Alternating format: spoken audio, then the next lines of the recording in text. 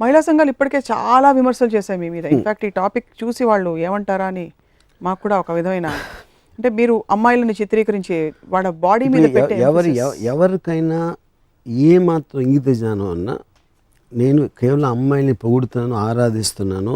అమ్మాయిల కన్నా గౌరవం నేను దేవుడికి కూడా ఇవ్వను. అదొకటి అర్థం అవుతుంది. కానీ కల్చరల్లీ మన దేశంలో అమ్మాయిల అందాన్ని పూజించడం అనే కాన్సెప్ట్ ఇంకా జీర్ణించుకోలేకపోతున్నారు చాలా మంది. చెప్పను, కొంతమంది గొడవ చేసేవాళ్ళు కొంతమంది. బట్ యాజ్ అ కల్చర్ ఇంకా ఓపెన్నెస్ ఉందంటారా? అంటే యాక్సెప్ట్ చేసుకుంటున్నారు కానీ attraction of a man towards a women అనేది అది నేచర్ డ్రివెన్ ఆస్పెక్ట్. అది మనం సృష్టించింది కాదు. నేచర్లో ఇంక్లూడింగ్ యానిమల్స్లో the attraction of the opposite sexes అనేది అంత గొప్ప సింహం కూడా రోజు చేసి చంపేది కూడా ఆడసింహం చూడగానే తోక ముడుచుకుని అది అయిపోతుంది. So that is the power of the female. So అది ఒక యాసెట్గా తీసుకుని అమ్మాయిలు ఆనందించాలి కానీ నన్ను ఇలా చూస్తారా అనేసి చేయటం అనేది రిలీజియస్గా మారల్గా ఒక సోషల్ వాల్యూస్లో వాళ్ళ అందాన్ని వాళ్ళు పక్కన పడేసి వాళ్ళకున్న యాసెట్ని డౌన్ ప్లే చేయటం అనేది ఒక కుట్ర పనింది రిలీజను సొసైటీ. అది ఫ్రీ చేసుకున్నప్పుడు నేచర్ ఆస్పెక్ట్లో ఉంటే వాళ్ళ సెక్షువాలిటీని కానీ వాళ్ళ అందాన్ని ఒక వెల్త్గా తీసుకోవాలి, అంతే తప్ప అపార్థం చేసుకోకూడదు. అమ్మాయిలు మీరు చెప్పినట్టు కూర్చుని ఎదురుకుండా బొమ్మలాగా షోకేస్లో బొమ్మలా ఉండి మీరు ఆరాధించుకుంటూ పోతే వాళ్ళు చూసి ఏమి మాట్లాడకుండా చలనే లేకుండా చివరికి అమ్మాయిలు తింటే కూడా మీరు సహించలేరు. అంటే concept of a girl eating food అంటే పాయింట్ అంటే నాకు అమ్మాయి అనేది నేను దేవత అన్నప్పుడు అని అనిపించినప్పుడు దేవతలు మనుషులు చేసేది ఏమీ చేయకూడదు అనేది నా ఫీలింగ్. అయితే of course I understand the human being, it is natural. అది క్వశ్చన్ అది కాదు. అప్పుడు నేను ఫర్ ఎగ్జాంపుల్ ఒక అమ్మాయితో నేను ఒక రెస్టారెంట్కి వెళ్ళాను. రెస్టారెంట్కి వెళ్ళి నేను ఎంత సెన్సిటివ్ అంటే ఒక అమ్మాయి అందానికి ఇప్పుడు ఒక మిర్రర్ ఉంది అక్కడ రెస్టారెంట్లో. ఆ మిర్రర్లో మా ఇద్దరి రిఫ్లెక్షన్ వస్తే నా మొహం ఫ్రేమ్ని చెడగొడుతుంది అమ్మాయి అందం ముందు. అందుకని నేను నా పొజిషన్ మార్చుకుని ఆ అమ్మాయి కనిపించేలాగా నేను పెట్టి దాని తర్వాత నేను మాట్లాడుతున్నప్పుడు తను చిప్స్ ఏదో తింటూ ఉంటే నాకు ఆ డిస్టర్బెన్స్ వస్తుంది. కాబట్టి నేను చిప్స్ అన్న తింటే నాతో మాట్లాడని చెప్పాను. I'm okay with both you know. కానీ అప్పుడు నేను వెళ్ళిపోతాను ఇక్కడి నుంచి. బట్ నేను మాట్లాడుతున్నప్పుడు నువ్వు తినకూడదు అని చెప్పాను. బట్ అంటే ఆర్డర్ కదా అది. ఇట్ ఈస్ జస్ట్ బికాజ్ నాకు కలిగే ఆనందం అమ్మాయి అందం చూస్తా ఆ 15 నిమిషాలు దాని నా లైఫ్లో 15 మినిట్స్ వేస్ట్ అయిపోతుంది. సో అప్పుడు ఆ వేస్ట్ అయిపోకుండా నేను వేరే పని చూసుకుంటాను, అయిపోయిన తర్వాత వస్తాను అని చెప్పాను. ఏమిటి ఆ ఎక్స్ప్రెషన్ అంటే మీ కాల్పనిక సుందరి ఎక్కడైనా ఉంటుందా అనేసి మీరు ఐ థింక్ బెస్ట్ నేను చెప్పనా, ఇక్కడ పక్కనే షోరూమ్స్ ఉన్నాయి మాల్స్, అక్కడ మ్యానక్విన్స్ తెచ్చి ఇంట్లో పెట్టుకోండి, వాటితో మాట్లాడుకోండి. లేవని ఎందుకు ఉంటున్నారు? ఆరాధించుకోవచ్చు కదా ఇంట్లో మ్యానిక్విన్స్ పిక్చర్స్ అన్ని ఉన్నాయి, ఎప్పుడు ఉన్నాయి మ్యానక్విన్స్ పిక్చర్స్. అందుకంటే చక్కగా మీరు ఎలాగో ఆరాధనే కాబట్టి మీది ఒక మంచి దేవత సరస్వతి దేవిని తీసుకొచ్చి కూర్చోపెట్టి రోజు ఆరాధించుకుంటూ మీ ప్రేమని ఇలా పువ్వులతో వ్యక్తపరచుకోవచ్చు కదా. ఆవిడతో మాట్లాడితే ఆవిడేం మాట్లాడదు. అది చేస్తున్నాను, అది చెప్తున్నాను కదా. ఇప్పుడు అంటే వాళ్ళకన్నా అందమైన మ్యానిక్విన్స్ ఉన్నాయి, ఫోటోగ్రాఫ్స్ ఉన్నాయి, పెయింటింగ్స్ ఉన్నాయి. But to delve a little deeper Ramu garu, మీ ఇంప్రెషన్స్ అసలు ఎక్కడి నుంచి మీరు కలెక్ట్ చేశారు ఈ విషయాన్ని గురించి? అంటే చిన్నప్పటి నుంచి మీరు రెస్పాన్సెస్ చూసారు. బికాస్ ఒక టైంలో మీరు ఒక అమ్మాయిని చాలా గాఢంగా ప్రేమించారు. ఇదే రాము గారు ఏమైపోయారని మేము బెంగ పెట్టేసుకుంటున్నాం. ఓకే, కానీ అది మీరు సపోజిషన్ చేస్తున్నారు. అది ఏమిటి గాఢంగా ప్రేమించడం అనేది ఫస్ట్ ఆఫ్ ఆల్ అది ఒక మెజర్మెంట్ పాయింట్. గాఢంగా అంటే ఏంటి, దాని మీనింగ్ ఏంటి ఒకటి. రెండోది, నేను ఒకటేసారి కాదు చాలాసార్లు ప్రేమించాను. ఎప్పుడు ప్రేమించానంటే అమ్మాయిగా ఉన్నంత వరకు. కానీ ఇందాక నేను చెప్పాను వాళ్ళు మారిపోతూ ఉంటారు. మారిపోయినప్పుడు నా ప్రేమ కూడా వెళ్ళిపోతూ ఉంటారు. అది కొన్ని ఎక్స్పీరియన్సెస్ అయిన తర్వాత నేను రియలైజ్ అయ్యి అప్పటి నుంచి దూరం నుంచి ఆరాధించడం మొదలుపెట్టాను. సో అయితే మీరు ఇన్వాల్వ్ కారైతే you don't get involve just for the reason that it will cause you pain. Yes, because your perfect mirror will get broken into pieces in no time. Disappointment, frustration వస్తుంది. అందుకని బుద్ధుడికి జ్ఞానోదయం అయినట్టు నాకు కూడా అయ్యి ఇన్ ఆల్ యువర్ రిలేషన్షిప్స్ మీరు ఇంత బొమ్మలాగా అమ్మాయి ఉండాలంటే యూజువలీ మెదడు లేని డంబ్ స్త్రీలు. కానీ అలాంటి మిమ్మల్ని ఎరిగిన మా అందరికీ కూడా వాట్ వీ ఫీల్ ఇస్ మీకు కొంచెం కొద్దో గొప్ప తెలివితేటలు ఉండే వాళ్ళంటే కొంచెం ఒక విధమైన గౌరవం అది స్త్రీలలో ఉన్నా కూడా అని. That's what we feel. 2 points ఉన్నాయి ఇక్కడ. ఒకటి, డంబ్ అనేది అర్థం లేనిది, స్టూపిడ్ మాట్లాడటం అనేది డంబ్. మాట్లాడుకుంటూ ఉండటం అనేది అది ఏదైనా ఒక ఫిజికల్ రిస్ట్రెయింట్ అని నేను చెప్పట్లేదు.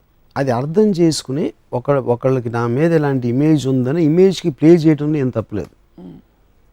సో అప్పుడు అది డమ్నెస్ నుంచి రాదు, ఇంటెలిజెన్స్ నుంచి వస్తుంది అది ఆ ఆస్పెక్ట్ అనేది.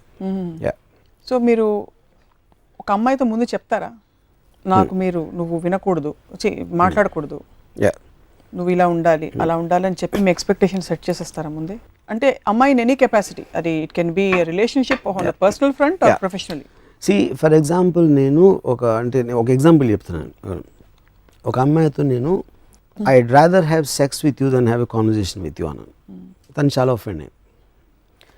కానీ ఆ పాయింట్ ఏంటంటే అప్పుడు నేను చెప్పానంటే వెదర్ ఇప్పుడు నువ్వంటే ఏంటి, నువ్వు నీ బాడీ కాదు, లేకపోతే నీకు బ్రెయిన్లో ఐడియాస్ ఉన్నాయి, థాట్స్ ఉన్నాయి, వాటి నుంచి నా పర్సెప్షన్ నువ్వు చూస్తున్నావు. సో నాకు నీలో ఏమి ఇష్టం అని చెప్పాను.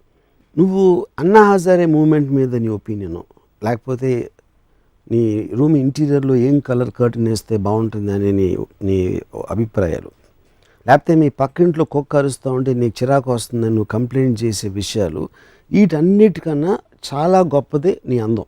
కానీ ఈ అందం కన్నా నీకు ఆ కుక్క గురించో లేకపోతే అన్నా హజారే ఏం చేస్తాను దాని గురించి మాట్లాడే దాంట్లో నేను ఎక్కువ ఇంపార్టెన్స్ ఇవ్వాలి అని నువ్వు అనుకుంటే అది కేవలం నిన్ను నువ్వు అవమానపరచుకోవడం. నీకున్న అసలు యాసెట్ని మర్చిపోయి అర్థం లేని సంబంధం లేని యాసెట్ల మీద మన టైం వేస్ట్ చేయటం అనేది అది నువ్వు కించపరచుకోవటం అని చెప్పాను. అప్పుడు తనకు అర్థమైందో లేదో నాకు తెలియదు, కానీ అప్పటి నుంచి మాట్లాడటం మానేసింది తను. మీ ఎక్స్ప్రెషన్ ఏంటి నాకు అర్థం కావట్లేదు స్వప్న. నేను చెప్పిన దాంట్లో కొంచెం అన్న పాయింట్ ఉందా లేదా? నిజం నిజం నిజం నిజం చెప్పండి. కొంచెం ఎంత ఎంత ఎంత ఎంత కొంచెం నిజం ఉంది. Thanks, my point is made. Yeah, but see as a culture like I said, మనం ఇప్పుడు వర్మ గారికి మాత్రమే ప్రపంచం ఉంటూ విడిగా ఉండదు. అది ఉంటే కనుక మీకు మాత్రమే ఉంటుంది, మీరు మాత్రమే ఉంటారు, మీరే ఆడియన్స్, మీరే డైరెక్టర్, మీరే యాక్టర్.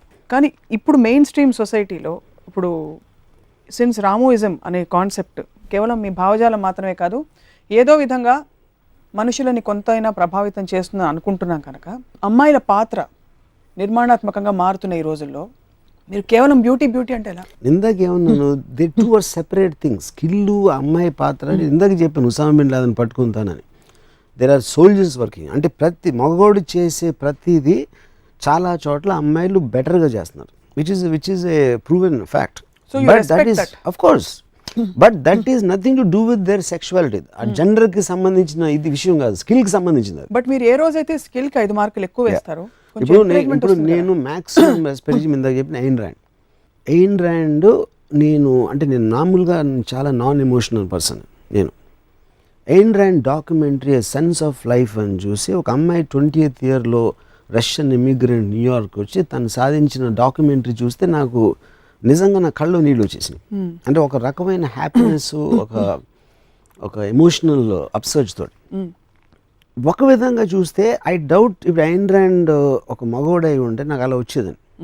కానీ డిఫరెన్స్ ఏంటంటే అప్పుడు 1930 40 ఆ టైంలో అబ్సల్యూట్లీ ఫీమేల్ సెక్స్ అనేది అసలు ఏ విధంగా అంటే లిబరలిజం కానీ విమెన్ అప్లిఫ్ట్మెంట్ అనే రాని రోజుల్లో ఒక అమ్మాయి అంత స్టేజ్కి వెళ్ళిందంటే అది ఎక్స్ట్రాడినరీ. అంటే ఒక అండర్ డాగ్ ఎలిమెంట్ రైజ్ అయినట్టు.